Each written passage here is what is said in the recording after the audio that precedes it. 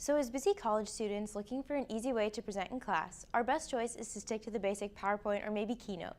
But what you may not realize is that when you choose these mediums, the odds are not in your favor.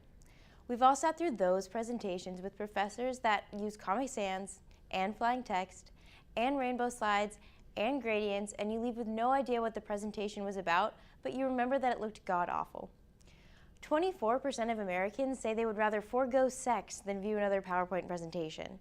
So I'm here to help you stack those odds a little bit more in your favor by teaching you how to make your words matter more by surrounding them with good presentation design. I'm Paige Drummond, current KU freshman, and since starting in the KU Design Department, one of the oldest and most intensive design schools in the country, and through my many years as a leader on a national award-winning high school publication, I've picked up a few tips that will help you make your presentations more presentable, and by extension, make you look more presentable. Today I'm going to walk you through how to choose professional-looking visuals and how to choose professional text, the two most basic components of any presentation, whether you're using PowerPoint, Keynote, or Prezi. But first, the most important thing to take into consideration when making your presentation, before you can even think about text or visuals, is KISS. Keep it simple, stupid. The easiest way to do this is by limiting text and visuals to the bare minimum, so that they have the most impact on the audience member. The human brain can only comprehend 7 words at a time, and when you overwhelm the audience with lots of pictures and text on a slide, they'll simply give up rather than trying to decipher your dense slide contents.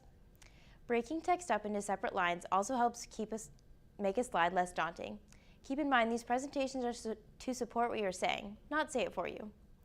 Also, be sure to keep everything consistent and limit transitions. This will limit the number of distractions your audience faces when they're wondering why you have 12 different fonts on one slide and why your text is spinning in from the side. This will also help make you look significantly more professional. We live in a visual culture, and people are more likely to remember an image or visual than any amount of text you throw onto a presentation. So, use these tips to utilize visuals to their fullest potential. Have a visual theme and keep it professional. I know it's tempting to use the templates that Microsoft provides you with, but those horrible chemistry lectures are boring for a reason. Set yourself apart with a more interesting theme than black text on a white background. Just remember to be smart and consistent with your choices. Use high-quality images and don't steal. Stealing images is illegal, so don't steal work. It's just good presentation etiquette. Also, make sure your JPEGs you copy and paste into your presentation are large enough to be displayed on a big screen. There's nothing less professional than pixelated images. Shoot for photos over 500 pixels. Lastly, choose your color scheme to your advantage and limit yourself to only a few. There are thousands of studies into color psychology that you can look into. Colors create unconscious perceptions in the minds of the audience that they may not be aware of, so utilize that power. Some colors like brown will make an audience hungry. Others like white will make them think you're clean and organized. Take the time to Google color psychology to implement into your presentation. And never use pink, ever. Text can also be essential to any informative presentation. But as we've all seen on the text and slides our professors think we comprehend, it's abused more often than used effectively. The first thing to do is pick a professional font. I'm a huge believer that fonts can make or break a presentation. Comic Sans, Papyrus, and Curly Q's will kill your credibility in 2 seconds flat, and bring back horrible 6th grade memories for everyone in the audience. Try and avoid the sleep-inducing Times New Roman too. When choosing a font, opt for a sans serif, the font without the little extra lines on the edges, because it's easier for the audience to read at a distance. Try websites like Font Squirrel and DaFont in your search for a professional yet interesting looking font. Hierarchy is also essential to both the fluency of your design layout and your ability to drive a point home.